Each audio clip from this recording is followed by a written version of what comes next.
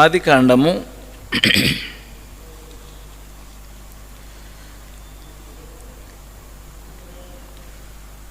49వ అధ్యాయము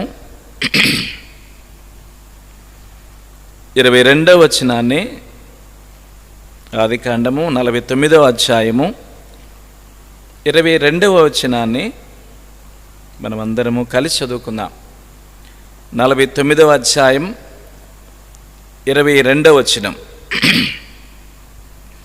ఏషోపు ఫలించెడి కొమ్మ, ఊట యొద్ద ఫలించెడి కొమ్మ, దాని రెమ్మలు గోడ మీదకి ఎక్కి వ్యాపించును. ఈ మాటలు ప్రియమైన ఏషోబు తండ్రి గారు యాకోబు గారు దీవించిన మాటలు.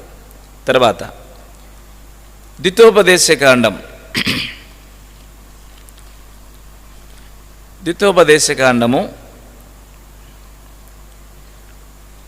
33వ అధ్యాయం 13వ వచనం.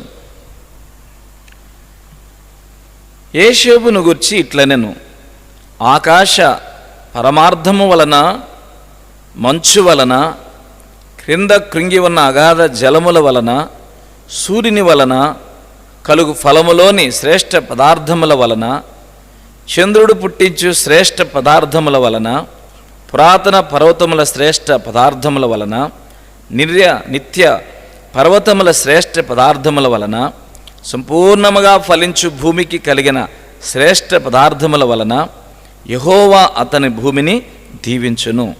పొదలో నుండి వాని కటాక్షము ఏషోబు తల మీదికి వచ్చును. తన సహోదరులలో ప్రఖ్యాతి నొందిన వాని నడినెత్తి మీదికి అది వచ్చును. అతని వృషభమునకు మొదటి పుట్టిన దానికి ఘనత కలదు. అతని కొమ్ములు గురుపోతు కొమ్ములు, వాటి వలన అతడు భూమి అంతముల వరకు జనులను త్రోసివేయును. ఎఫ్రాయిము యొక్క 10,000ను మనష్షే యొక్క 1,000ను అలాగున నుందురు.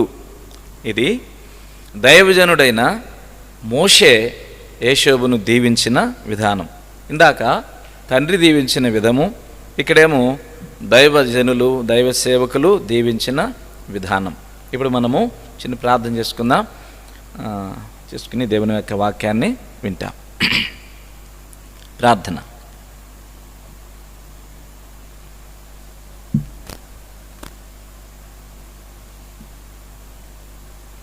పరిశుద్ధ తండ్రి,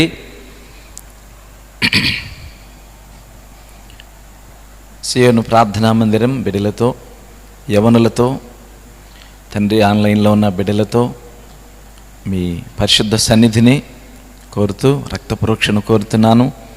చదువుకున్న లేఖన భాగములను 5 రొట్టెలు 2 చేపలు ఆశీర్వదించి మా అక్కర తీర్చి మిగిలిపోయినట్లుగా చేసినారు. అలాగ చేసి మహిమ పొందండి. నన్ను మీ పరిశుద్ధ రక్తములో కడిగి శుద్ధి చేయండి. దేవునికి మహిమ తెచ్చుకొనండి, ప్రభువుకు మహిమ తెచ్చుకొనండి. కృతజ్ఞతలు అర్పిస్తూ యేసు ప్రభు వారి పరిశుద్ధ నామమున ప్రార్థించి వేడుకొనుచున్నాము తండ్రి, ఆమేన్.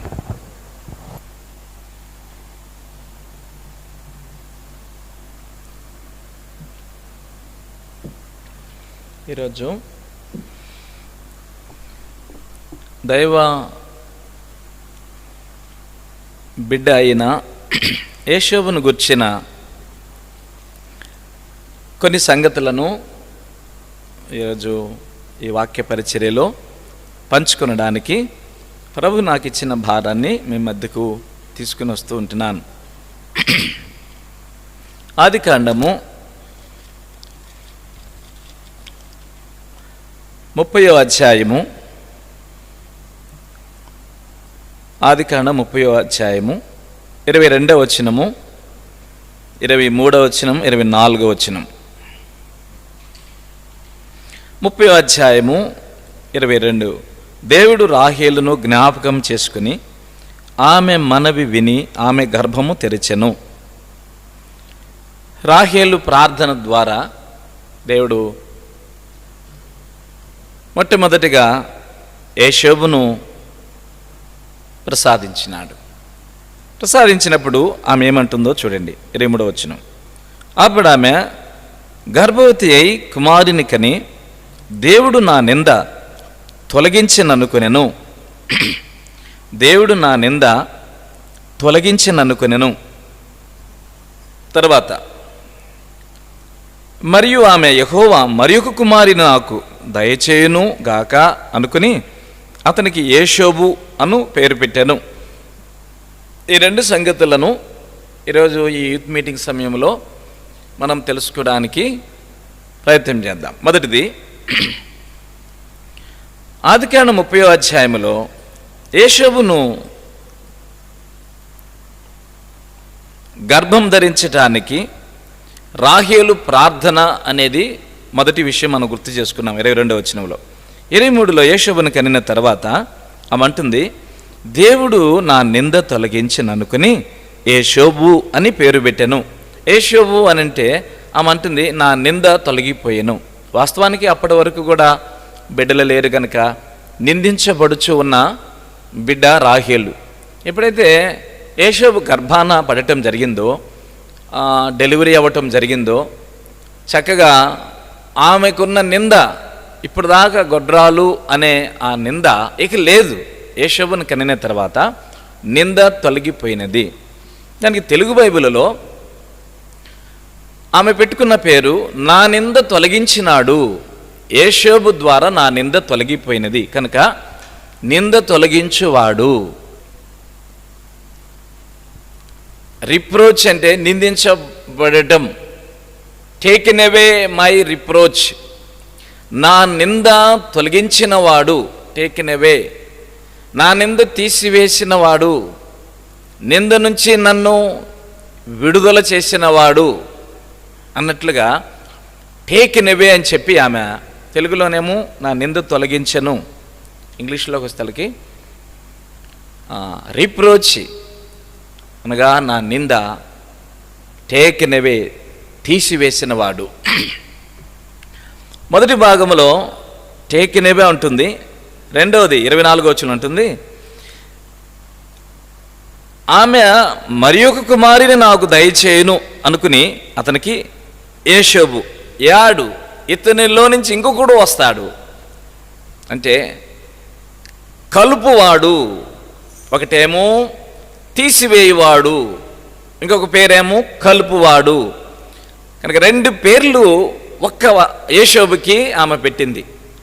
యేషోబుకి ఫస్ట్ అంటుంది నా నింద తీసివేసేవాడు, రెండవ పేరు కలుపువాడు, ఇంకొకరిని నేను కంటాను అంటుంది. యేషోబుని కన్న తర్వాత ఆమె ఒక ప్రవక్తగా మారిపోయింది. నాకు ఇంకొకడు పుడతాడు, ఆ ఒక్కడు కూడా అబ్బాయే, ఆ అబ్బాయి ఇంకా నాకు ఆడపిల్లలు కలగరు. నిజంగా రెండో బిడ్డను కనటం, ఆమె చనిపోవటం, ఒక బిడ్డను కనుట ద్వారా ఆ బిడ్డలో నుంచి ఇంకొక బిడ్డను చూసింది ఆమె. ఈరోజు ఈ రెండు విషయాలు ఆమె హృదయములో ఆత్మ ద్వారా పంచుకోవటం జరిగింది. యేషోబు అంటే రెండు పేర్లు. మొదటిది తీసివేయబడేవాడు, రెండవది కలపబడువాడు. యేషోబు అంటే తీసివేయబడుట, యేషోబు అంటే కల్పబడుట. ఏవి తీసివేయబడ్డాయి, ఏవి కల్పబడ్డాయి, ఆ సంఘటనలు మనము ఈరోజు చూడటానికి ప్రయత్నం చేద్దాం. జీవితంలో ఒక భూమి మనకందరికీ పరిచయం. మన జీవితంలో భూమి, వ్యవసాయదారులైన వారు భూమిలో విత్తనం వేస్తారు. విత్తనం వేసినప్పుడు ఆ విత్తనం పై పొట్టు అది భూమిలో కుళ్ళిపోయింది, లోపలున్న పప్పు అది మొలకగా బయటికి వస్తుంది. ఈ పొట్టు బయటిది విడుదలయ్యిద్ది, లోపల ఉన్నదేమో ఇంకొక దానికి జీవం ఇస్తుంది. యేషోబు జీవితం కూడా తనకి ఏవైతే తీసివేయబడాల్సి ఉన్నాయో అవి తీసివేశాడు. లోపల ఉన్న శ్రేష్టమైన దానిని ఆధారం చేసుకుని ఒక బీజముగా ఉంచుకుని దేవుడు ఆయన జీవితం పైకి తీసుకుని వచ్చినాడు. కనుక ఏవి తీసివేయబడ్డాయి, ఏవి కలపబడ్డాయి, ఈ పాపభూయిష్టమైన లోకంలో యేషోబుని విత్తడం జరిగినది. దేవుడు శ్రేష్టమైన బీజాన్ని ఈ భూమి మీద విత్తుకుంటున్నాడు. ఆ బీజమే ఒకసారి యెషయా గ్రంథంలో అంటాడు, నేను శ్రేష్టమైన ద్రాక్షావల్లిని విత్తినాను అని అంటాడు. ఎవరా శ్రేష్టమైన ద్రాక్షావల్లి? ఇజ్రాయిల్ అనే ఒక శ్రేష్టమైన ద్రాక్షావల్లితో పోల్చున్నాడు ఇజ్రాయిల్ని.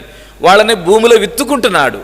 తనకి ప్రియమైన ఫలములను ఆశించి భూమిలో విత్తుకుంటా ఉంటున్నాడు.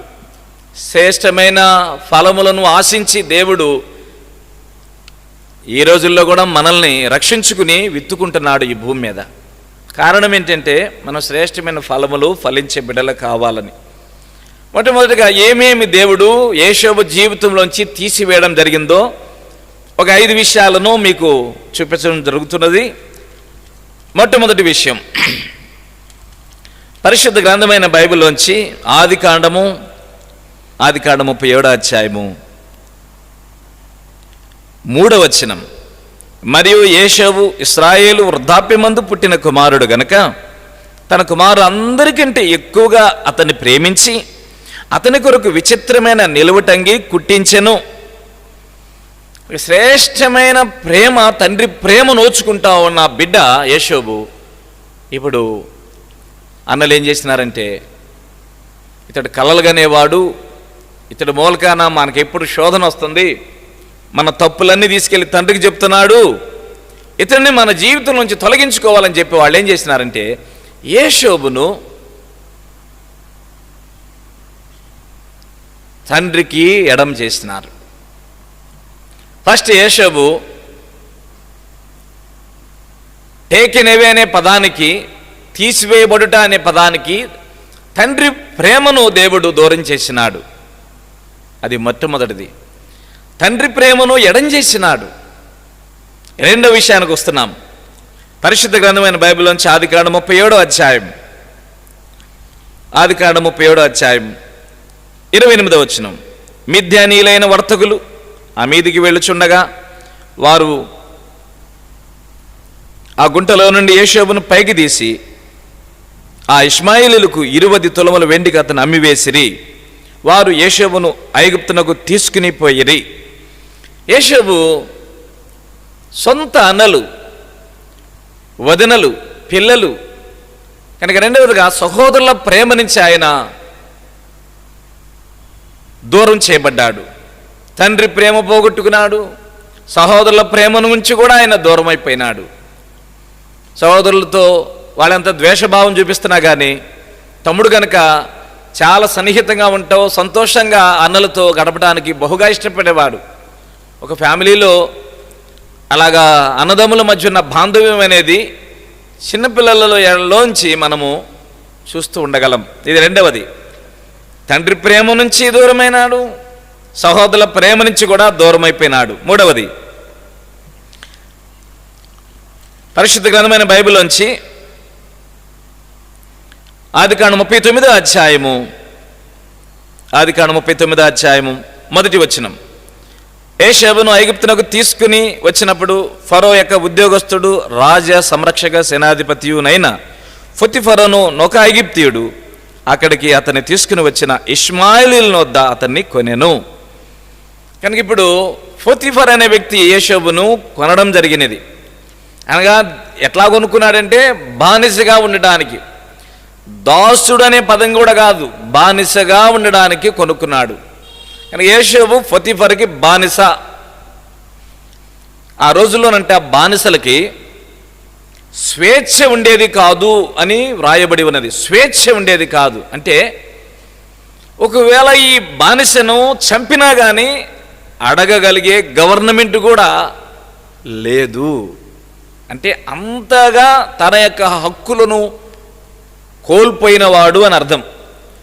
మూడవదిగా స్వేచ్ఛను కోల్పోయినాడు, స్వేచ్ఛ పోగొట్టుకున్నాడు.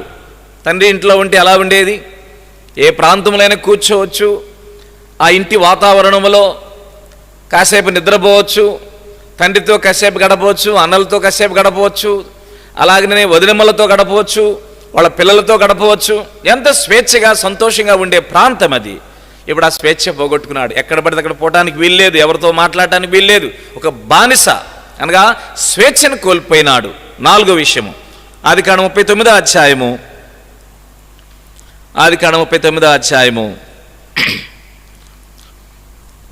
అదే మొదటి వచనం జ్ఞాపకం చేసుకుంటున్నాను.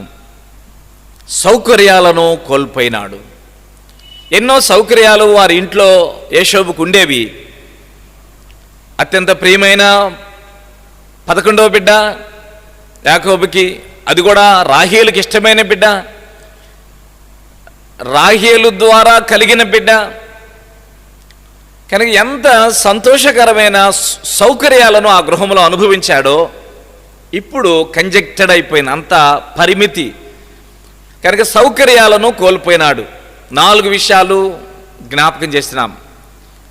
దేవుడు సౌకర్యాలను దూరం చేశాడు. స్వేచ్ఛే కాదు, సౌకర్యాలను కూడా, సుఖకరమైన వనరులను, వసతులను కూడా దూరం చేసినాడు.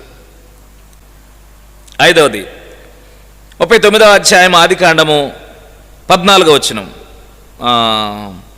14వ వచనం. తన ఇంటి మనుషులను పిలిచి, చూడుడి, అతడు మనల్ని ఎగతాళి చేయుటకు ఒక హెబ్రీని మన యొద్దకు తెచ్చి ఉన్నాడు. నాతో సైనింపవలెనని వీడు నా యొద్దకు రాగా నేను పెద్ద కేక వేసితిని. నేను బిగ్గరగా కేక వేయటి వాడు విని నా దగ్గర తన వస్త్రం విడిచిపెట్టి తప్పించుకుని బయటకు పారిపోయేనని వారితో చెప్పి, ఇవే మాటలు యజమానుడితో కూడా చెప్పి చెరసాలలో వేయటానికి ఆమె సహకరించినది. 5వదిగా తన మంచి పేరు పోగొట్టుకున్నాడు. తండ్రి ఇంట్లో ఉన్నంతకాలము ఎలాంటి మంచి పేరు ఆయనకి. అన్నలు చేసిన పొరపాట్లు చెప్పేవాడే కానీ పొరపాట్లు తను చేసినట్లుగా సాక్ష్యం లేదు. బైబిల్ కూడా అలాంటి సాక్ష్యం రాయలేదు. అన్నలు చేసిన పొరపాట్లు తండ్రికి చెప్పేవాడు. తాను ఇప్పుడు పొరపాటు చేసిన మనిషిగా, తాను ఒక దోషి అయిన మనిషిగా, తప్పు మనిషిగా అక్కడ ఎన్నిక చేయబడుతున్నాడు. అనగా తన మంచి పేరు పోగొట్టుకున్నాడు.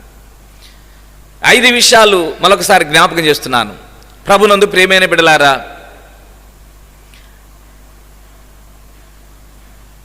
యోసేపు జీవితంలోంచి తొలగించిన 5 సందర్భాలను. మొట్టమొదటిది, తండ్రి ప్రేమను దూరం చేశాడు దేవుడే. సహోదరుల ప్రేమను దూరం చేశాడు. మానవ మమకారాలు, అన్నయ్యలు, వదినమ్మలు, పిల్లలు, ఆ మమకారాన్ని దూరం చేసినాడు. మూడవది, స్వేచ్ఛను, ఆయన ఒక జంతువును కొన్నట్టుగా ఆయన కొనుక్కున్నారు కనుక బానిసగా చేయబడ్డాడంటే స్వేచ్ఛను కోల్పోయినాడు. స్వేచ్ఛను దూరం చేశాడు దేవుడే. 4వది, సౌకర్యాలను దూరం చేశాడు దేవుడే. 5వది, మంచి పేరు దూరం చేసినాడు. ఇలాంటి పరిస్థితులలో యోసేపు జీవితం కనానులోంచి ఐగుప్తుకు 7వ ఒడినది. ఆ రోజులలో ఆత్మీయ అంతస్తుల సంగతి మనం ఆలోచన చేస్తే ఎటువంటి ఆత్మీయ అంతస్తులు అక్కడ లేవు. అయితే ఇలాంటి ఆ దేవుని బిడ్డకు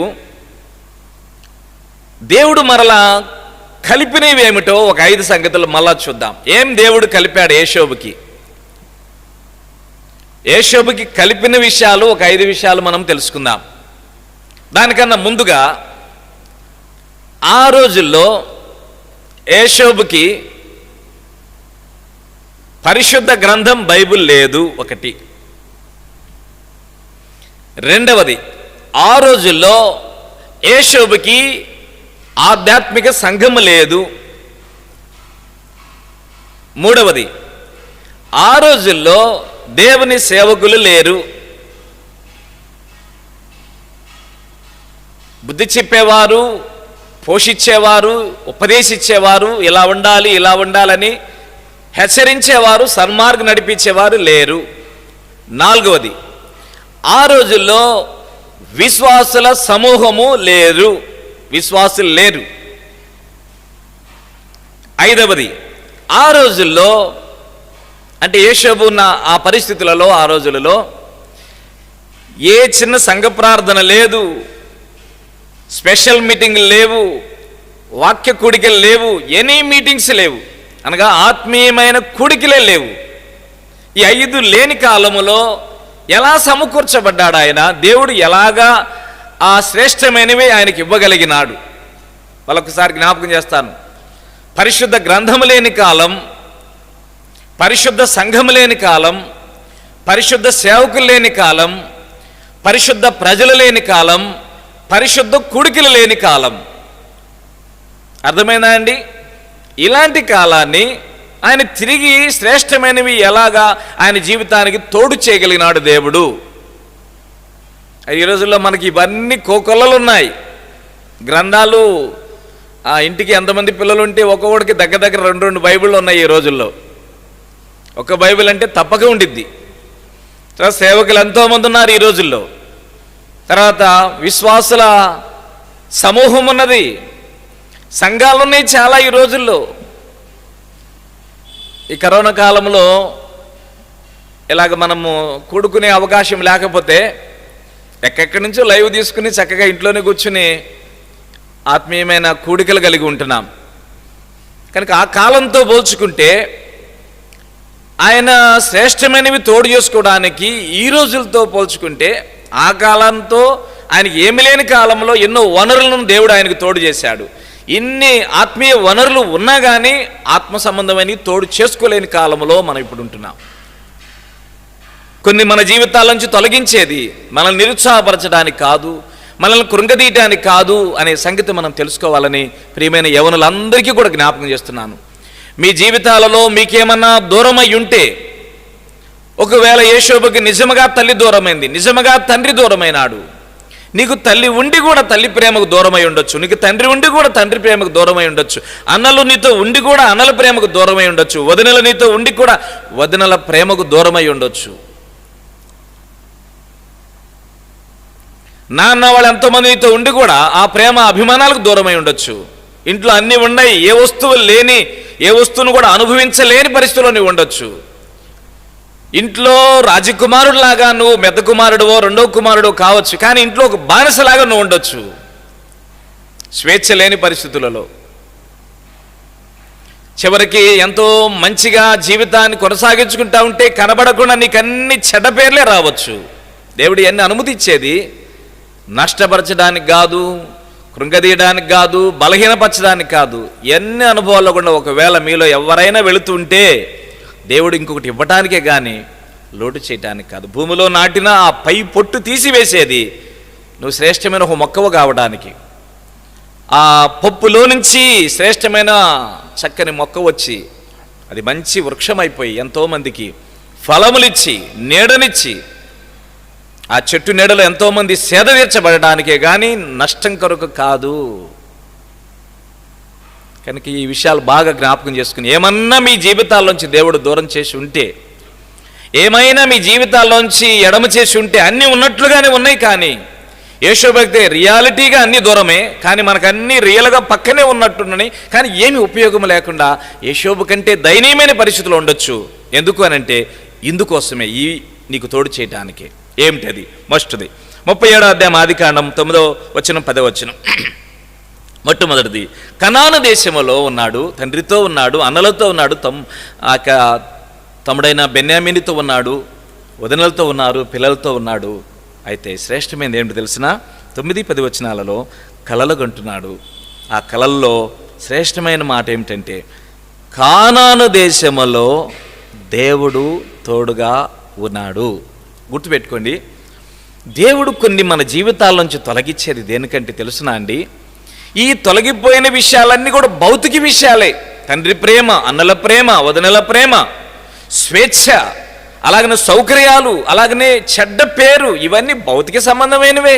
ఇవి దూరమైనంత మాత్రాన ఆత్మకి హాని కలగదు. కేవలం భూ సంబంధమైన వాటిని మన కనుక దూరం చేశాడు, ఉండి కూడా అనుభవించలేకపోతున్నాం. ఎందుకంటే దేవుణ్ణి తోడు చేయటానికి. కనాను దేశంలో దేవుడు తోడై ఉన్నాడు. ఇప్పుడు ఐగుప్తు వచ్చాడు కదా, అదే దేవుడే. ఈ 37వ అధ్యాయంలో 2వ వచనం ప్రకారముగా తండ్రి యొద్దకు అన్నల సమాచారాన్ని చెప్తున్నాడంటే చెడుతనానికి తన దగ్గర చోటు ఉన్నదా లేదా అనేది మనకు అర్థమవుతుంది. 2వ వచనంలో అన్నల చెడు సమాచారాన్ని తండ్రికి చెప్తున్నాడంటే తనకి చెడు సమాచారం, తన యొద్ద చెడు జీవితం ఉన్నదా లేదా అనే దానికి మనకు శ్రేష్టమైన సాక్ష్యం కనబడుతుంది. అందుకే దేవుడు ఆయనకి శ్రేష్టమైన కళలను ఇస్తుంటున్నాడు. అంటే శ్రేష్టమైన కళలు వస్తున్నాయి కనుక నువ్వు మంచివాడు అని సాక్ష్యం ఇవ్వడల్లా. ఆయన 2వ వచనంలో చెడుతనం లేనివాడుగా కనబడుతున్నాడు. 9-10 వచనాలలో మంచి కళలను దేవుడు ఆయనకి ఇస్తున్నాడు. అంటే దేవుడు కనాను దేశంలో ఉన్న తోడుకున్నాడు. రండి ఇప్పుడు 39వ అధ్యాయానికి 2వ వచనం. 39 2వ వచనం. యెహోవా యోషేబునకు తోడై ఉండెను గనక 39:2 యెహోవా యోషేబుకు తోడై ఉండెను. 3వ వచనం. యెహోవా అతనికి అంటే యోషేబుకు తోడై ఉండెను. 39వ అధ్యాయము 21వ వచనం. యెహోవా యోషేబునకు తోడై ఉండి 39వ అధ్యాయం 23వ వచనం. యెహోవా యోషేబునకు తోడై ఉండెను. ఇప్పుడు బాగా ఆలోచన చేయండి. కనాను దేశంలో ఉన్న దేవుడు యోషేబుకు తోడై ఉన్నాడు. ఇప్పుడు ఎక్కడికి వచ్చాడు? ఐగుప్తు వచ్చాడు. ఐగుప్తు వచ్చిన యోషేబుకు దేవుడు తోడై ఉండెను. ఐగుప్తులో పొతిఫర్ ఇంట్లో ఉన్నాడు. చెడ్డ పేరు వచ్చింది, చెరసాలలో పెట్టారు. చెరసాలలో పెట్టినా దేవుడు ఆయనకు తోడుగానే ఉంటూ వచ్చినాడు. తర్వాత చెరసాలలోంచి బయటికి తీయబడ్డాడు. ఫరో దగ్గర నిలబడ్డాడు. ఆదికాండం 41వ అధ్యాయం 38వ వచనం. అతడు తన సేవకులను చూచి ఫరో అంటున్నాడు, ఇతని వలె దేవుని ఆత్మగల మనుషుని కనుగొనగలమా? అంటే కనాను దేశంలో తండ్రితో ఉంటూ దేవుణ్ణి కలిగి ఉన్నాడు. ఐగుప్తులో పొతిఫర్ ఇంట్లో ఉంటూ దేవుణ్ణి కలిగి ఉన్నాడు. ఐగుప్తులో చెరసాలలో ఉంటూ దేవుని కలిగి ఉన్నాడు. పొతిఫర్ ఇంట్లో నుంచి చెరసాలలోకి వచ్చాడు. చెరసాలలోంచి ఫరో ఇంటికి వచ్చాడు. ఫరో దగ్గర నిలబడ్డాడు. ప్రభు తోడుగా ఉంటూ వచ్చినాడు. దీనిలో ఒక మాట మీకు జ్ఞాపకం చేస్తున్నాను. దేవుడు కనానులో తోడుకున్నాడు, పొతిఫర్ ఇంట్లో ఐగుప్తులో తోడుకున్నాడు, ఐగుప్తులో జైల్లో తోడుకున్నాడు, ఐగుప్తులో ఫరో దగ్గర కూడా. యోషేబు ఎక్కడుంటే అక్కడ దేవుడు ఉన్నాడంటే అర్థం ఏంటంటే, యోషేబు వెళుతున్నాడంటే దేవుడు కూడా వెంటబడి వెళుతున్నాడు. ప్రియమైన యవనులారా, మనం కదిలితే మనతో పాటు దేవుడు కూడా రాగలుగుతున్నాడనంటే ఎంత భాగ్యం. భక్సింగ్ గారు అనేక సంవత్సరాల క్రితం దేవుడు నాతో ఉండాలని ఒక మానవుడు కోరుకోవటం పెద్ద శ్రేయస్కరమైనదేం కాదు. దేవుడు నాతో ఉండాలి, మాతో ఉండాలని కోరుకోవటం పెద్ద గొప్ప విషయమేం కాదు. దేవుడే మనతో ఉండాలని కోరుకోవటం గొప్ప విషయము, మనల్ని వెంబడించడం గొప్ప విషయము అని భక్సింగ్ గారు చెప్పినారు. అది ఇప్పుడు సాక్షాత్తు మనకు కనబడుతుంది.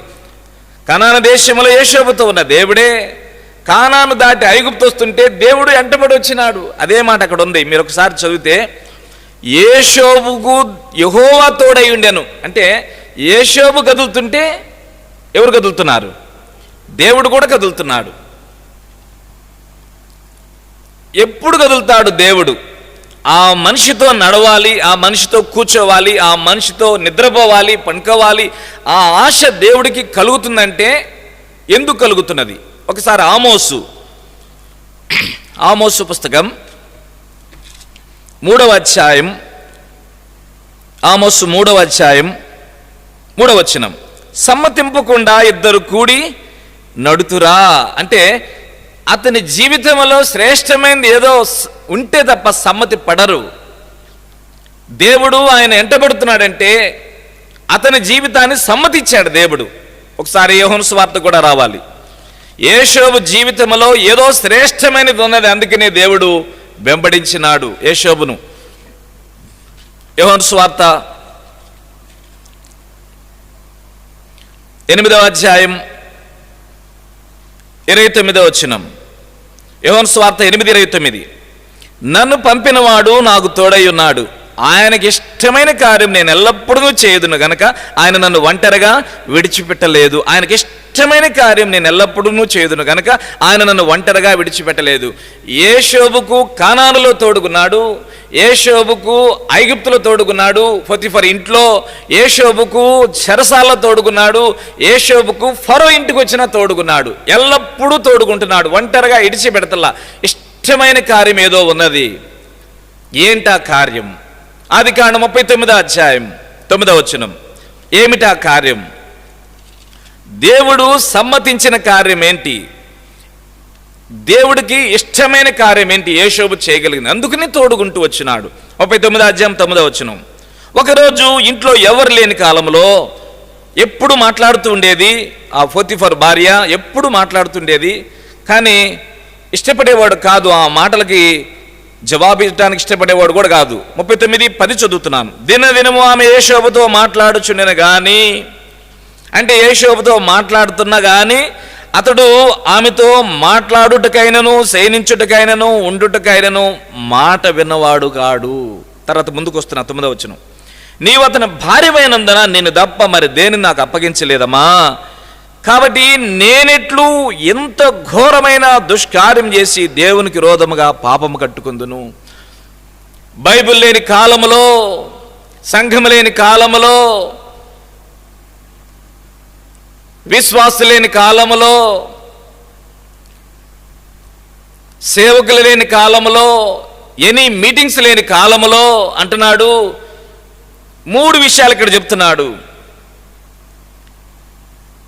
నేనెట్లు ఎంత ఘోరమైన దుష్కార్యము, ఇది ఘోరమైన దుష్కార్యము, ఇది దేవునికి విరోధమైన కార్యము, కనుక నేను ఇది ఎట్లా చేయగలను, ఇది ఘోరమైన దుష్కార్యము,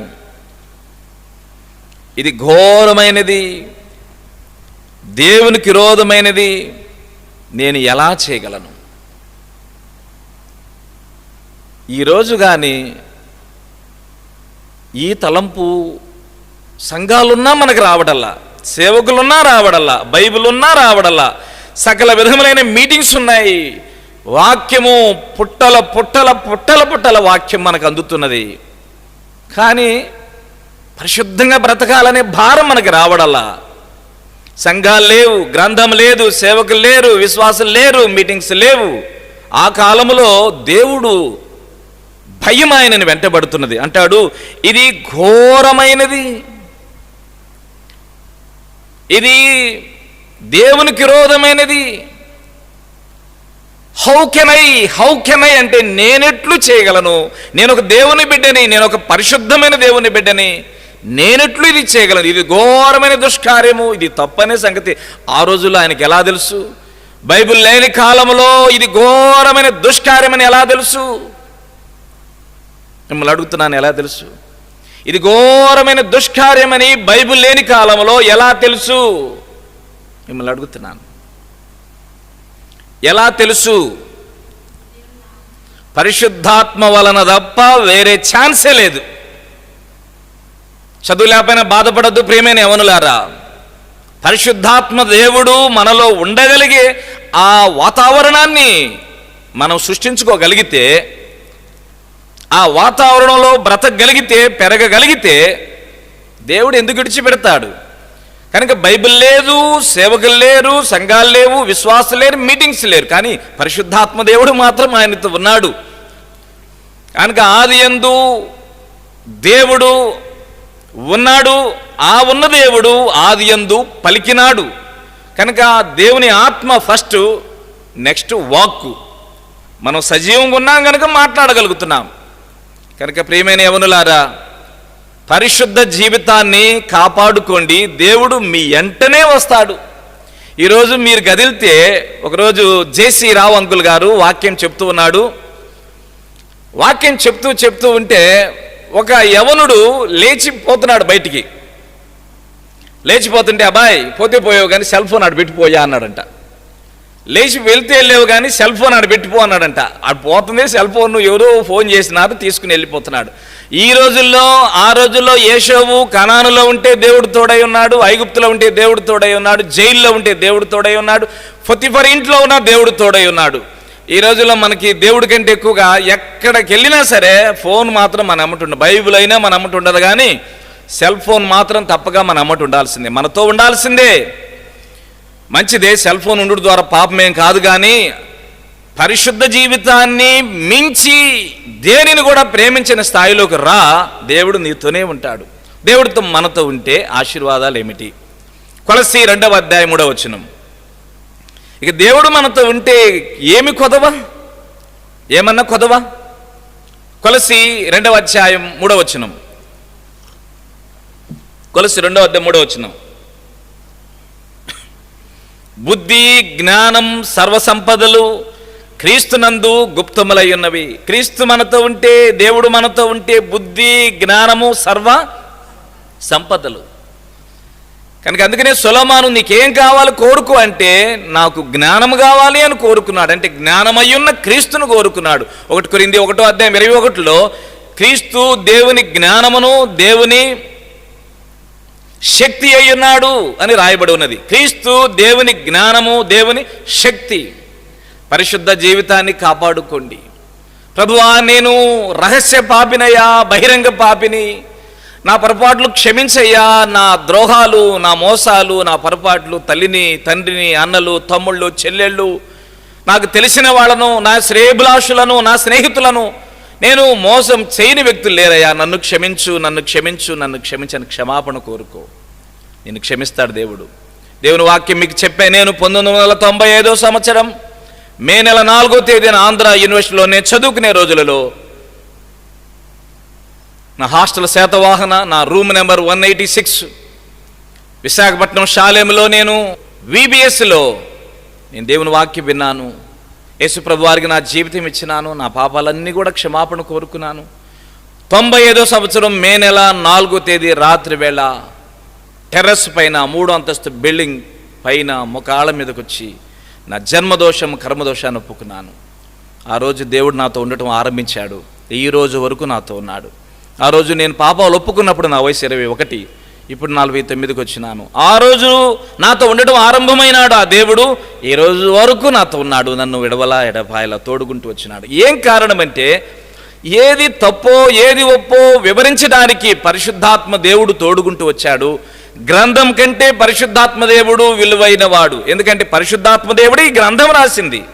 ఈ గ్రంథం లేని కాలంలో ఆయనకి పరిశుద్ధాత్మ దేవుడు తోడై ఉండి, ఇది తప్పు, ఘోరమైన దుష్కార్యము, రెండవది ఇది దేవునికి విరోధమైనది, మూడవది నేనెట్లు చేయగలను, నేను దేవుని బిడ్డను కదా, ఆ దేవుని సాక్షిని కదా, నేనెట్లా ఇది చేయగలను, పరాయి వారు చేయొచ్చు, నేను చేయకూడదు. ఆ స్థాయిలోకి తీసుకొచ్చింది పరిశుద్ధాత్మ దేవుడు. రక్షించబడినప్పటి నుంచి మనతో ఉండి మనల్ని విడను ఎడబాయిన దేవుడు. ఇది ఫస్ట్ వన్. ఇన్ని దూరం చేసింది దేవుడు, ఎందుకో నాకు ఎట్లా అనుమతి ఇచ్చాడని చెప్పి అనుకోవాలా. యేషోబు వెయిట్ చేశాడు.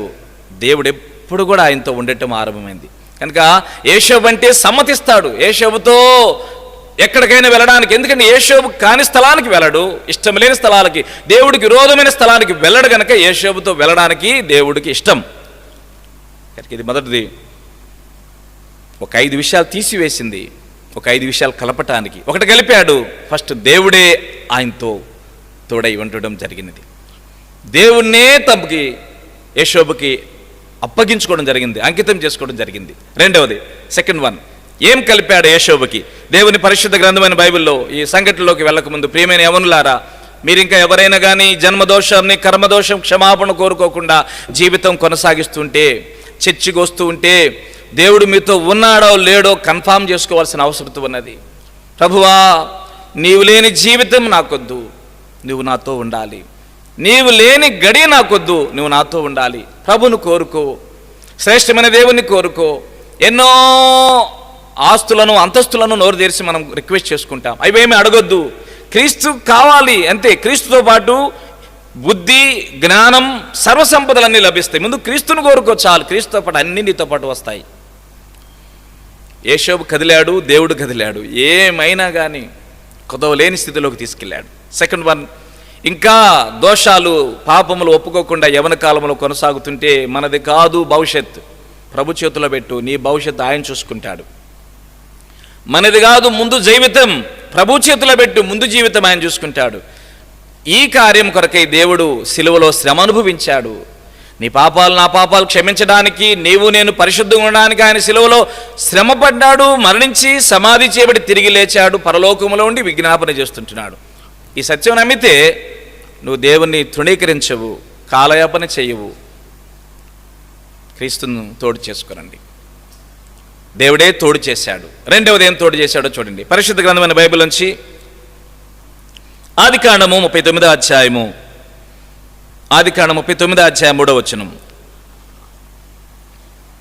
యెహోవా అతనికి తోడై ఉండిననియు అతడు చేసినదంతయు అతని చేతిలో యెహోవా సఫలము చేసిననియు అతడు యజమానుడు చూచినప్పుడు. అతనికి దేవుడు తోడై ఉండిననియు అతడు చేసినదంతయు సఫలము చేయుట యజమానుడైన పొతిఫరు చూస్తున్నాడు. 3వ వచనం చూడండి. అతని చేతిలో యెహోవా అతడు ఏ పని చేస్తే ఆ పని సఫలము చేస్తున్నాడు. 4వ వచనం. ఇతడు ఏదో చిన్న పనికి నియమించబడ్డాడు ఫస్ట్, ఎందుకంటే బానిస కదా. నెక్స్ట్ ఏం జరిగిందంటే ఇతడు ఏ పని చేసినా సఫలమవుతుందని 4వ వచనంలో యోసేపు మీద అతని కటాక్షం కలిగి కనుక అతన్ని యొద్ద పరిచర్య చేయువాడాయను. పొతిఫర్ దగ్గర పెట్టుకున్నాడు, పరిచారకుడైనాడు. 3వది, మరియు అతడు తన ఇంటి మీద విచారణకర్తగా అంతవరకు ఆపకుండా ఇంటి మీద బాధ్యత ఇచ్చేసినాడు. అతను నియమించి తనకు కలిగిందంతా అతని చేతికి అప్పగించాడు. 5, అతడు తన ఇంటి మీద తనకు కలిగిన అంతటి మీద అతని విచారణకర్తగా నియమించిన కాలం మొదలుకుని యెహోవా యోసేపు నిమిత్తం ఐగుప్తుని ఇంటిని ఆశీర్వదించెను. యెహోవా ఆశీర్వాదము ఇంటిలోనేమి పొలములోనేమి అతనికి కలిగిన సమస్త మీద ఉండెను. అందుకని మళ్ళా పొతిఫర్ ఏం చేస్తున్నాడు, అతడు తన కలిగిన అంతయు యోసేపు చేతికి అప్పగించాడు. ఆహారం తినడు తప్ప ఏమి ఉన్నదో ఏమి లేదో అంతా యోసేపు విచారించువాడు, పొతిఫర్ విచారించేవాడు కాడు. ఇప్పుడు 23వ వచనాన్ని కూడా చూపిస్తున్నాను. యెహోవా అతనికి తోడై ఉండెను గనుక ఆ చెరసాల అధిపతి అతన్ని చేతికి అప్పగించిన దేనిని గురించి విచారణ చేయకుండాను అతడు చేయనది యావత్తు సఫలం చేస్తున్నాడు. సెకండ్ వన్, ప్రియమైన బిడ్డలారా, యోసేపుకి ఏం తోడు చేసినాడంటే తాను చేసిన ప్రతి పని కూడా సఫలమైపోతా ఉన్నది. ఏ పనికి అప్పగిస్తే ఆ పని సఫలీకృతం చేసేవాడు. దేవుడు ఆయనకు తోడుగా ఉంచిన సెకండ్ వన్ మంచి శ్రేష్టమైనది, ఆయనకి సక్సెస్ లైఫ్ అన్నమాట. జీవితంలో ఒక పని అప్పగిస్తే ఆ పని సక్సెస్ అవ్వాల్సిందే, సఫలీకృతం అవ్వాల్సిందే. ఒకరోజు సియోన్లో నేను తరఫీదులో ఉన్న రోజుల్లో కూరగాయలు తీసుకురమ్మని దేవసాయం గారు నన్ను డ్యూటీ చేసినాడు. నేను ఎన్నడూ కూడా మార్కెట్కి పోయి కూరగాయలు తెచ్చిన అనుభవం నాకు తెలియదు. ఆయన అన్నాడు, కూరగాయలు తీసుకురాపో అన్నాడు. అంకుల్, నేను కూరగాయలు ఎప్పుడు తేలేదు అని అంటే, సేవకుడు ఈ పని నాకు తెలియదు, ఆ పని నాకు తెలుసు అనకూడదు, అన్ని పనులు నేర్చుకుని ఉండాలి, వెళ్ళు కూరగాయలు తీసుకురాపో అన్నాడు. కూరగాయలు తీసుకురావడానికి ప్రార్థన చేసుకుని పోయినాను. మార్కెట్కి వెళ్ళిన తర్వాత ఏం కూరగాయ తీసుకోవాలో ఏరుకోవాలి కదా. అక్కడికి వెళ్ళి ఒక సిస్టర్ కూరగాయలు అమ్ముతుంది, అక్కడ నిలబడితే ఒక మార్కెట్ తోసుకుంటూ పోతా ఉన్నారు. నన్ను తోయంగానే మళ్ళీ ముందుకు వచ్చినాను, మళ్ళీ వెనక్కి వచ్చినాను. మళ్ళీ కూరగాయ తీసుకుపోతే ఇంకొకరు తిట్టారు, మళ్ళీ ఇటు వచ్చాను, మళ్ళీ ఇంకొక కూరగాయ తీసుకోవడానికి రెడీ అవుతున్నాను. ఈ లోపు ఆమె అంటుంది, నా సంగతి తెలిసిన ఇంతసేపు టైం ఒక కూరగాయ ఏరుకోవాలా, నువ్వు ఇక్కడే ఒక్కడే నిలబడితే వేరే వాళ్ళు వస్తారయ్యా, నా బిజినెస్ దెబ్బతిని నువ్వు తీసుకు త్వరగా కూరగాయలు అంది. నేను అన్నాను, నాకు తెలియదమ్మా అంటే, నువ్వు ఏరుకో, మళ్ళీ తర్వాత వచ్చి నేను ఇచ్చినాను, చెడ్డ ఇచ్చామంటావు, నువ్వే ఏరుకో. మొత్తం ఏరుకున్నాను, తీసుకొచ్చినాను. 12 గంటలప్పుడు వ్యవసాయం గారు నన్ను పిలిచినాడు. ఈరోజు కూరగాయలు తెచ్చింది ఎవరు అని పిలిస్తే పలానా అని చెప్తే నన్ను పిలిపించినారు. ఒక్క కూరగాయ పనికి రాదు నువ్వు తెచ్చింది అన్నాడు. నా ప్రయాస సఫలీకృతం కాలేదు, నాకు తెలియదు. ప్రియమైన ప్రభునందు బిడ్డలారా, యోసేపు ప్రయాస అలాంటిది కాదు. ఏ పని అప్పగిస్తే ఆ సక్సెస్ఫుల్, అంతే, విజయవంతమైన జీవితం. ఎలా విజయవంతమైన జీవితం ఆయనకు వచ్చిందంటే, ఆయన మాట, ఈ పని నాకు యజమానుడు అప్పగించాడు, ప్రభువా ఎలా చేయాలి ఈ పని, ఎలా చేయాలి ఈ పని, ఎలా చేయాలి ఈ పని, అలాగా ప్రతి క్షణము కూడా పైకి చూస్తా ఆ పని చేయడం అలవర్చుకుపడ్డాడు. అందువలన మంచి ఇంజనీరింగ్ మెదడులోకి ఆయన వెళ్ళిపోయినాడు. మంచి ఇంజనీర్. ఆయన కాలంలో కట్టించిన గోడౌన్లు చాలా గొప్పవి. భక్సింగ్ గారు గురించి ఒక మాట చెప్పాలని నా ఆశ. ఇంగ్లాండ్ దేశంలో ప్రభువుని ఎరగని రోజులలో వాళ్ళ నాన్నగారు ఎంత డబ్బు కావాలంటే అంత డబ్బు పంపించేవాడు భక్సింగ్ గారికి. కానీ ప్రభువుని ఎరిగిన తర్వాత వాళ్ళ నాన్నగారు ఫ్యాక్టరీలన్నీ కూడా లాస్లో ఉన్నాయి. భక్సింగ్ గారి లెటర్లకి డబ్బు పంపలేకపోతున్నాడు. ఎన్నో టెలిగ్రాములు పంపిస్తున్నా డబ్బు పంపలేకపోతున్నాడు వాళ్ళ నాన్నగారు. ఆ పరిస్థితుల్లో భక్సింగ్ గారు రక్షించబడిన తర్వాత కరువులోకి వచ్చేసినాడు. కనీసం ఆయన నిత్య అవసరాలు తీర్చుకోవడానికి కూడా ఆ రోజుల్లో ఎంతో ఇబ్బంది పడుతూ వచ్చినాడు. అలాంటి పరిస్థితుల్లో ఒకరోజు అమెరికాలో డాక్టర్స్ కాన్ఫరెన్స్ జరుగుతుంటే తెలిసిన వారు భక్సింగ్ గారిని రిక్వెస్ట్ చేసినారు, వంట పని కుదరా నీకు? నాకు కుదరదు, మరి మాకు వంట పని చేయగలవా? కుదరదని చెప్తున్నాను కదండి. కుదరకపోతే పనిలోంచి నేను తీసేస్తాను, కానీ వంట పని చేయడానికి ప్రయత్నం చేయి. సరే, ఇష్టపడ్డాడు. ప్రతి క్షణమున ప్రభువా ఎప్పుడు నూనె వేయాలి, ఉల్లిపాయ ఎప్పుడు వేయాలి, మిరగా ఎప్పుడు వేయాలి, ప్రతిదీ కూడా ప్రభు యొద్ద విచారణ చేస్తూ తీసుకుంటా వచ్చినాడు. చక్కని వంట చేసినాడు. వంట చేసిన వాళ్ళని చూడాలని చెప్పి ఆ మెయిన్ ఆ డాక్టర్ కాన్ఫరెన్స్ ఏర్పాటు చేసిన ఆ మెయిన్ వారు హెడ్ వాళ్ళు వచ్చి, ఎవరు వంట చేసినంటే నేనండి అని చెప్తే, ఇండియా దేశంలో కూడా ఇంత మంచి వంట చేసేవాళ్ళు ఉన్నారా అనేది నేను ఇప్పుడు తెలుసుకోగలిగినాను. అంటే నేను కాదమ్మా చేసింది వంట, మరి ఎవరు చేసినారు? యేసు ప్రభు చేసినాడు. నాలో ఉండి ఆయన ఈ వంట పని చేసినాడు. ప్రతి పని కూడా సఫలీకృతం అవ్వడం అనేది జీవితానికి ఒక భాగ్యం. దేవుడిచ్చిన శ్రేష్టమైన యేషోబుకి ఆ భాగ్యం ఇచ్చాడు. తను ఇంట్లో ఉండి సక్సెసే, వాళ్ళ నాన్నగారి ఇంట్లో. ఇప్పుడు పొతిఫర్ ఇంట్లోకి వచ్చిన సక్సెసే. జైల్లోకి వెళ్ళినా కూడా ఆయనకు బాధ్యత అప్పగిస్తే ఇంకా మళ్ళీ తిరిగి ఆయనకి ఇంకా ఇదేందా ఎలా చేసినావని అడిగేవాళ్ళే కాదు, విచారణ చేసేవాళ్ళు కాదు. అంటే అంత సక్సెస్ రేట్స్ ఉంటాయి ఇదే జీవితంలో. 10th క్లాసు సక్సెస్ అవ్వకపోతే అంటే ఎక్కువసార్లు ఫెయిల్ అవుతుంటే, intermediate fail, degree fail, PG fail, అన్నీ ఫెయిల్. అంటే అర్థం ఏంటంటే సక్సెస్ లేదు. దేవుడు ఆ సక్సెస్ రేట్స్ అని ఇవ్వలేకపోతున్నాడంటే యేషోబులం కాలేకపోతున్నామేమో. ప్రభువా యేషోబుకు విజయవంతమైన జీవితం, సక్సెస్ రేట్స్ ఇచ్చినట్లుగా నాకు కూడా ప్రసాదించు. అది ప్రతి స్థలములో ఆయన సక్సెస్ అవుతూ వచ్చినాడు. ఫరో బాధ్యత అప్పగించిన వెంటనే ఒక్కసారి దేశమంతా చూసి వచ్చినాడంటే, వెళ్ళి దేశమంతా చూసి వచ్చినాడు. ఎక్కడ ఏం చేయాలో, ఎక్కడే లోపం ఉందో మొత్తం చూసి వచ్చినాడు. అంటే అర్థం, ఒక పని అప్పగించినప్పుడు ఆ పనిని ఎలా చేయాలో ముందు ఆ పర్యవేక్షణ చేయడం ఆయనకు అలవాటు. ఒక చిన్న రిఫరెన్స్ చూసుకోండి. మనం 3వ దానికి వెళ్ళిపోదాం. దేవుడు తోడు చేసిన 3వ అనుభవంకి వెళ్ళక మునుపు ఒక్కసారి దేశానంట సంచరించినాడంట. 41వ అధ్యాయం 46వ వచనం. యేషోబు బయలుదేరి ఐగుప్తు దేశమందంతటా సంచరించెను. యేషోబు బయలుదేరి ఐగుప్తు దేశమంతా సంచరించినాడంట. సక్సెస్ఫుల్ ఆపరేషన్ పర్సన్ ఈ జోసెఫ్. కనుక సెకండ్ వన్, ఆయన జీవితంలో విజయవంతం, సక్సెస్ అవ్వటమే. ఏ పని అప్పగిస్తే ఆ పని. కారణం ఏంటంటే ఆయన మీద ఆధారపడతాడు, అటువైపు చూస్తాడు, ప్రభు యొక్క సలహా తీసుకుంటాడు, ఆలోచన తీసుకుంటాడు, ముందుకు వెళ్తాడు. కనుక ప్రతి ఒక్కళ్ళు కూడా ఆయన్ని ప్రమోషన్ ప్రమోషన్ ప్రమోషన్ ఉన్నత స్థాయిలోకి తీసుకెళ్ళిపోవడం, ఇంకొక పని అప్పగించడం, ఇంకొక పని అప్పగించడం. ఇక ప్రతి పని అప్పగిస్తే ఇంకొక పని చేసేది ఎవరు? అది నాకు పెద్ద ఆలోచన వచ్చేటప్పుడు ఆలోచన.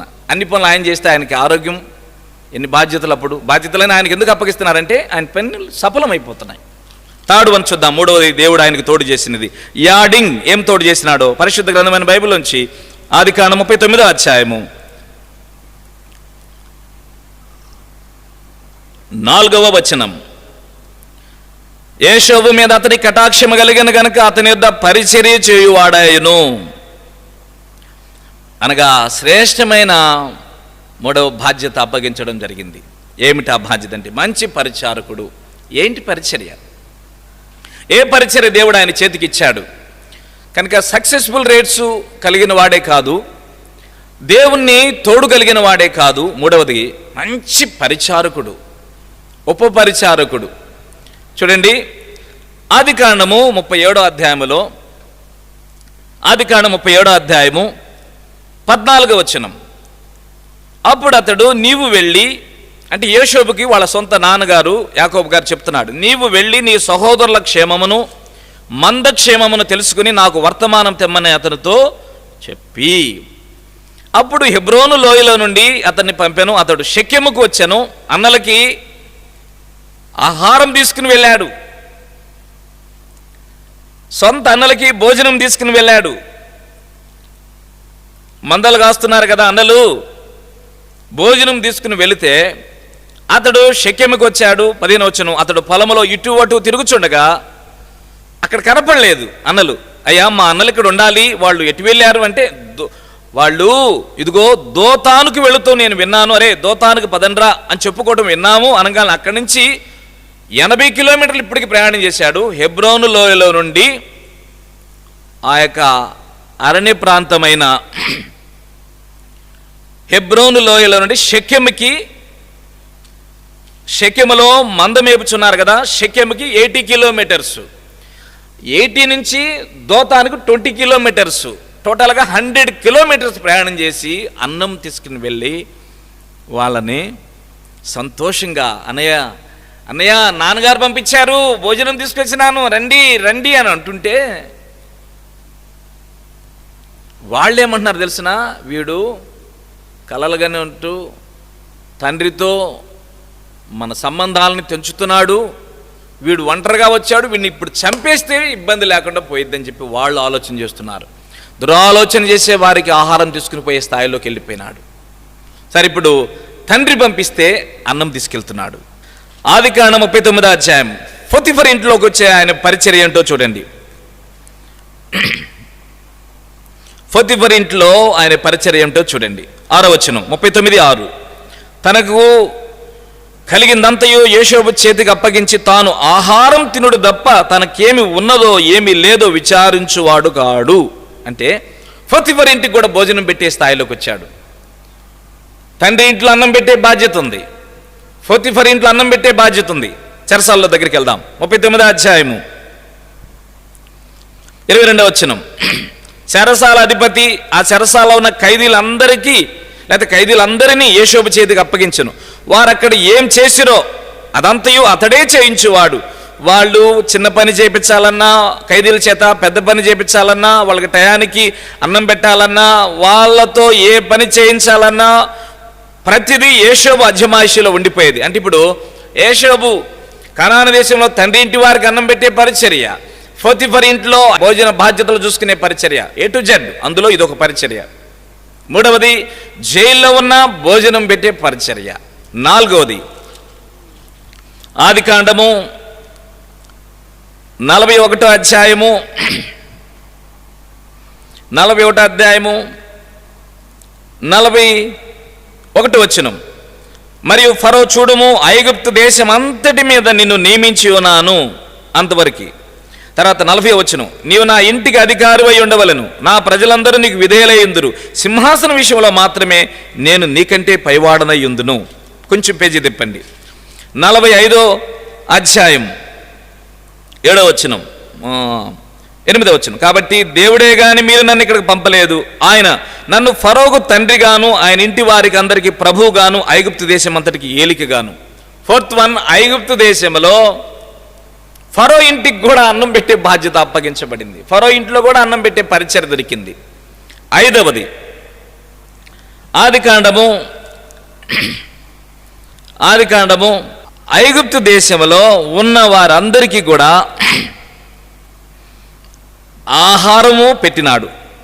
47వ అధ్యాయము 23 నుంచి 27 వరకు మనం చదువుకుంటే, 23 నుంచి 27 వరకు చదువుకుంటే, ఐగుప్తు దేశంలో ఉన్న ప్రతి ఒక్కరికి కూడా ఆయన ఆహారం పెట్టాడు. ఐగుప్తు దేశంలో ఉన్న ప్రతి ఒక్కరికి 23 నుంచి 27 వరకు ప్రతి ఒక్కరికి ఆహారం పెట్టాడు.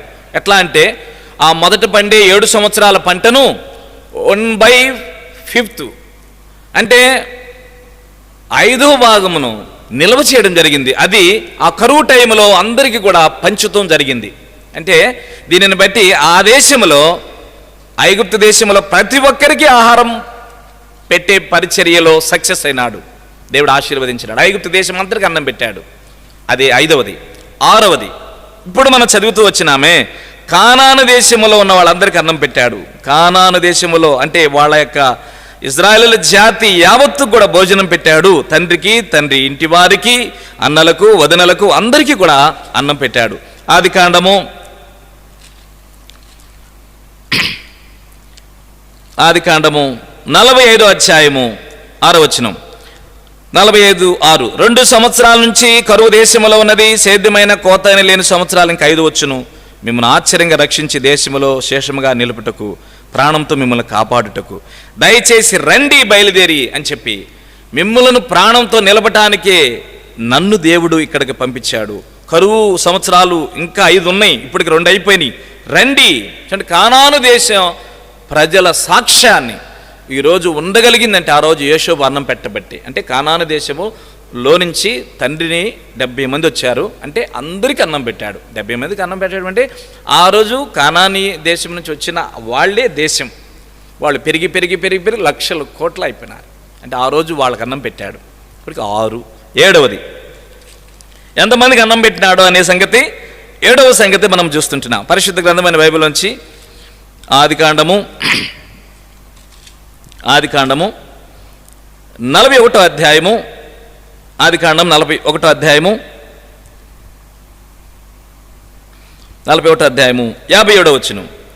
మరియు ఆ కరువు ప్రతి దేశమందు భారమైనందున సమస్త దేశస్థులు యోషోబు నొద్ద ధాన్యము కొనుటకు ఐగుప్తుకు, సమస్త దేశాలంటే ఆల్ కంట్రీస్, వరల్డ్, ప్రపంచం అంతటికి అన్నం పెట్టాడు. 7 విషయాలు మీకు జ్ఞాపకం చేస్తున్నాను. ప్రియమైన యవనులారా, దేవుడు మనకిచ్చిన పరిచర్య భోజనం పెట్టే పరిచర్య, ఆకలి తీర్చే పరిచర్య. కడుపు ఆకలితో ఉన్నది ప్రపంచానికి. భౌతిక ఆకలి మనం తీర్చలేకపోవచ్చు, కానీ ప్రార్థన ద్వారా వారి క్షేమం కోరవచ్చు. ఆత్మీయమైన ఆకలి తీర్చి ఎంతోమంది ఆహారం లేని వాళ్ళు, సువార్త ఎన్నో ప్రాంతాలకు లేదు, ఎన్నో దేశాలకు లేదు, ఎంతోమంది ప్రజలకు లేదు. శ్రేష్టమైన దేవుణ్ణి, యేసు ప్రభుని, ఆకలి తీర్చే దేవుణ్ణి పరిచయం చేసే ఆధిక్యత, పరిచర్య మనకిచ్చాడు. అది యోషోబు ఆ పరిచర్య నోచుకోగలిగినాడు. 3 విషయాలు కనుక ఆహారం పెట్టే పరిచర్య ఇచ్చాడు. 7 స్థలాల్లో ఆహారం పెట్టాడు, 7గురికి ఆహారం పెట్టాడు. మొట్టమొదటిది కనాను దేశంలో తండ్రి ఇంట్లో ఉన్న అన్నలకి చక్కగా ఆ రోజు భోజనం పెట్టినాడు. కనాను దాటాడు, ఐగుప్తు వచ్చాడు. ఐగుప్తులో పొతిఫర్ ఇంటికి అన్నం పెట్టాడు. 3వది జైల్లో ఉన్న అందరికీ కూడా భోజనం పెట్టాడు. 4వది ఐగుప్తు దేశమంతటికి ఆహారం పెట్టాడు. 5వది ఫరో ఇంటికి అన్నం పెట్టాడు. 6వది కానాను దేశం నుంచి నాన్నగారు, అన్నయ్యలు, వదినమ్మలు, పిల్లలు వస్తే ఆహారం పెట్టాడు. 7వది ప్రపంచ దేశాలు వస్తే అన్నం పెట్టాడు. ఇది గొప్ప భాగ్యం. దేవుడు ఆ బాధ్యత ఇవ్వటానికే, ఆ పరిచర్య ఇవ్వటానికే తనకున్న శ్రేష్టమైనవి, భూసంబంధమైనవి ఎడం చేసినాడు. 4వ దానికి వస్తున్నాను. పరిశుద్ధ గ్రంథమైన బైబిల్లో ఆదికాండములో దేవుడు ఆయనకి తోడు చేసిన 4వ అనుభవం ఏమిటో చూడండి. ఆదికాండం పరిశుద్ధ గ్రంథమైన బైబిల్ నుంచి ఆదికాండము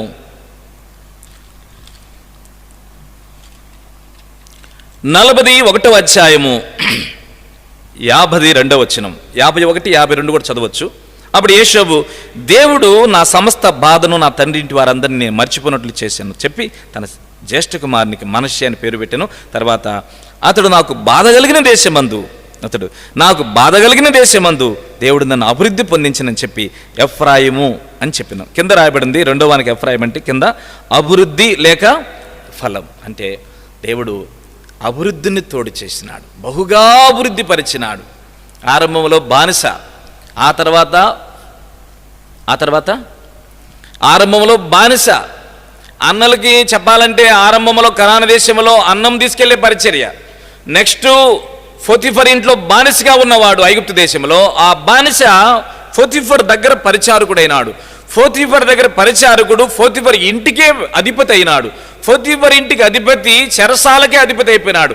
చెరసాలలో అధిపతి అయిన మనిషి ఫరో ఇంటికి అధిపతి అయిపోయినాడు. ఫరో ఇంటికి అధిపతే కాదు, ఐగుప్తు దేశానికి అధిపతి అయినాడు. ఐగుప్తు దేశానికి అధిపతి కాదు, ప్రపంచ దేశాలను ఏలుబడి చేసినాడు. ఎందుకంటే ఎక్కడ కూడా ధాన్యం లేని కాలం కనుక ఎంత అభివృద్ధి అయినాడో ఆలోచించండి. ఈరోజు మనల్ని ఏలుతున్నాడు యోషోబు.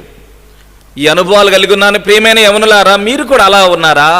గుంటూరు సియోను ప్రేమిస్తారు కదా, హైదరాబాద్ హెబ్రోన్ మీదే కదా, ప్రపంచ ఆత్మీయత అంతా మీదే కదా, పోతే పరలోకం మేమే పోవాలంటారు కదా.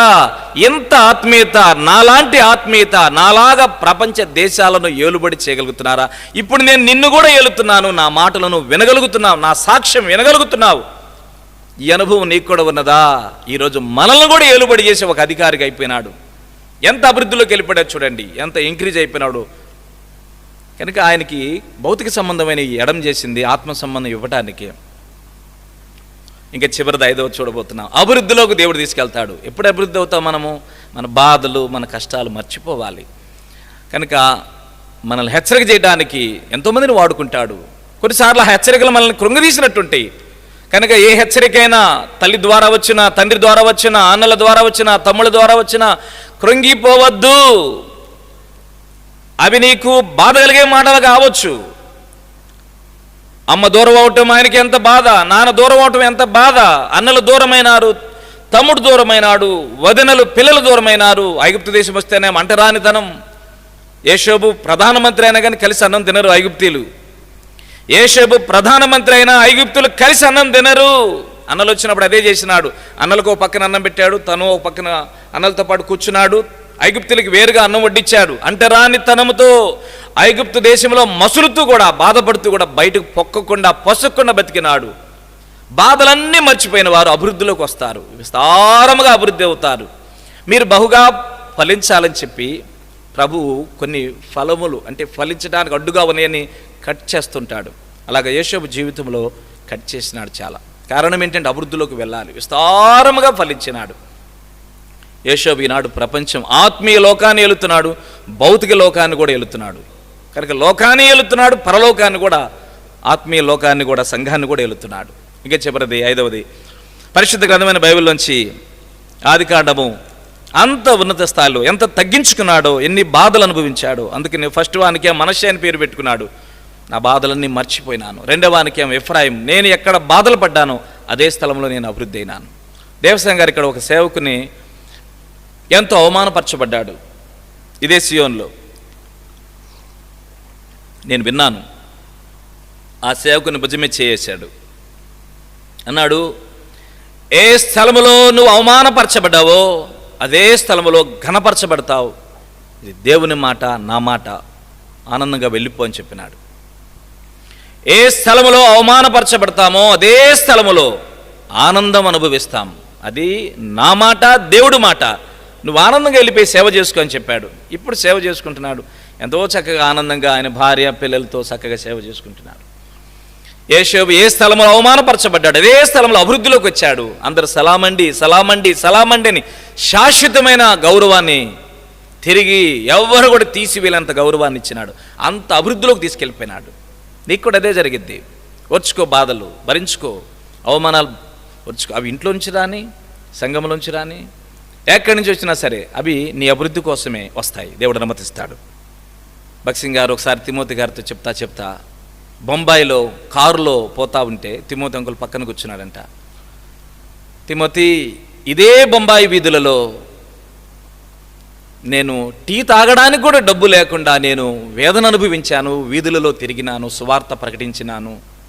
అయితే ఈరోజు అదే బొంబాయి వీధిలో నన్ను కారులో తిప్పుతున్నాడు.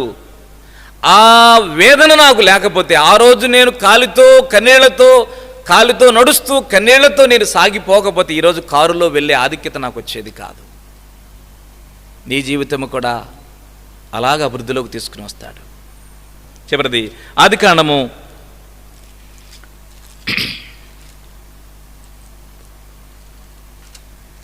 41వ అధ్యాయం 16వ వచనం.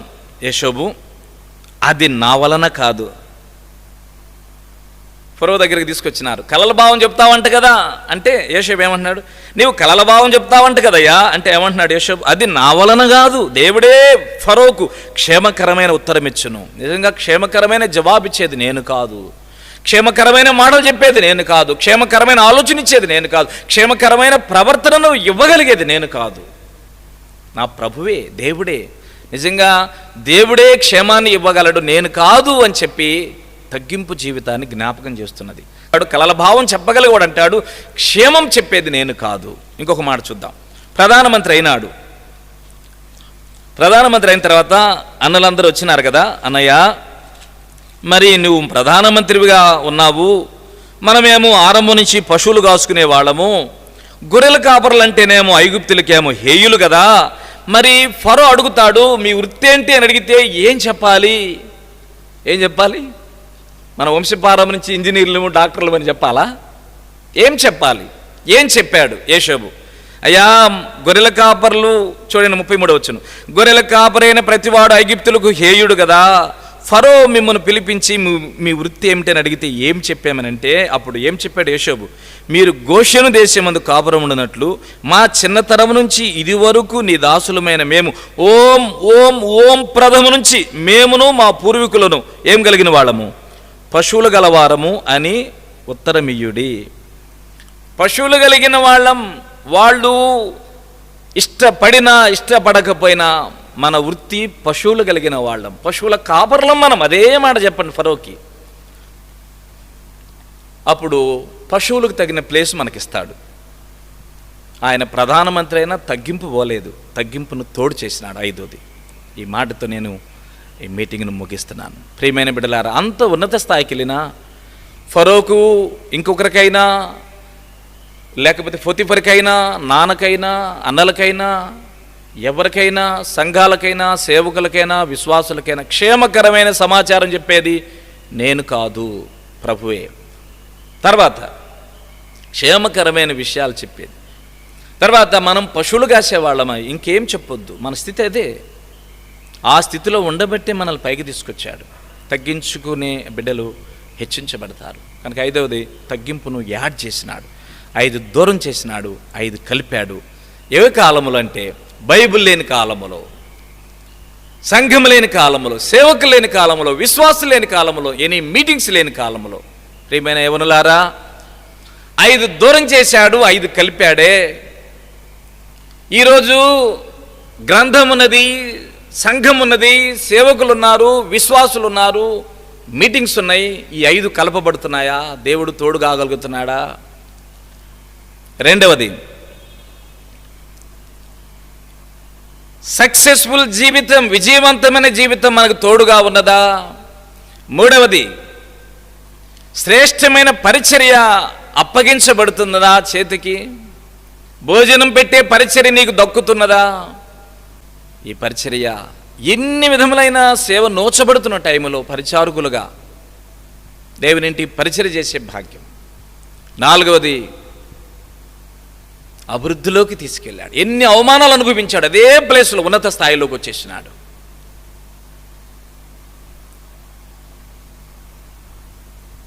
చివరిది 5వదిగా తగ్గింపు జీవితంలోకి రాగలిగినాడు.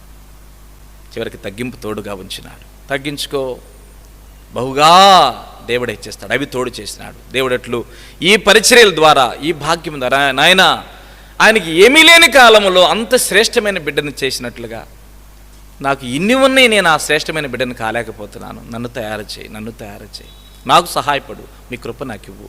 ప్రభుకు అప్పగించుకుందాం, ప్రార్థన చేసుకుందాం. మోకరించండి. ప్రియమైన యవనులారా, ప్రభుకు మనల్ని మనం అప్పగించుకుందాం. ప్రభువైన దేవుని యొక్క కృపను కోరుకుందాం. ప్రభువా, ఏమీ లేని కాలములో యోసేపును తయారు చేసినట్లుగా నన్ను ఎందుకు తయారు చేయవయ్యా?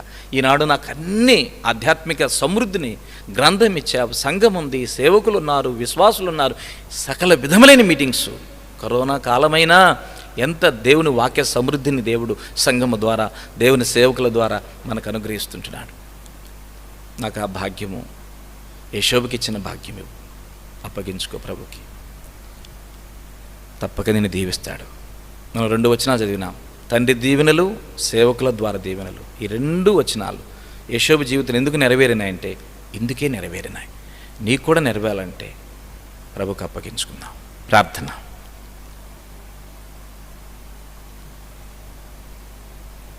ప్రేమగల తండ్రి, సకల ఆశీర్వాదములకు నిలయమైన దేవుడవు, సకల ఆశీర్వాదముల కంటే మించిన ఘనమైన నామం కలిగిన దేవుడవు. ఈరోజు యవన బిడ్డల కొరకై కొన్ని మాటలు పంచుకునడానికి కృప ఇచ్చినారు. బలహీనమైన ఈ శరీరముతో బలమైన దేవుడు ఆత్మ ద్వారా ప్రజల హృదయాలలోనికి వెళ్ళాలని, యవనుల హృదయాలలోనికి వెళ్ళాలని, యవన జీవితాలను యోషోబు వలె దీవించబడాలని, తప్పక మేలు పొందాలని, ఈ మాటలు వారికి మరలా మరలా మరలా మరలా జ్ఞాపకం చేసుకోవాలని, వారు తప్పగా యోషోబుల వంటి వారు కావాలని ప్రతి యవన సహోదరి, యవన సహోదరుడు వారి కుటుంబాలకు, సంఘాలకు, దేవునికి ఆదరణకరమైన బిడ్డలు కావాలని ప్రార్థన చేస్తూ మీ దాసుడు సోన్పల్ అన్నగారి కొరకు, అక్కగారి కొరకు సహకరించే బ్రదర్సు, సిస్టర్సు, తరఫీదులో ఉన్న ప్రియులు అందరి కొరకై స్తుతిస్తూ ఈ పరిచయం దీవించమని యేసయ్య పరిశుద్ధ నామమున ప్రార్థించి వేడుచున్నాం తండ్రి, ఆమేన్. తండ్రి అయిన దేవుని ప్రేమ, యేసుక్రీస్తు వారి కలవరి కృప, పరిశుద్ధాత్మ దేవుని అన్యోన్య సహవాసము చేరువచ్చిన మనందరికీ చక్కని తీర్మానం చేసుకున్న యవనులకును సదాకాలం తోడై నడిపించునుగాక. ఆమేన్.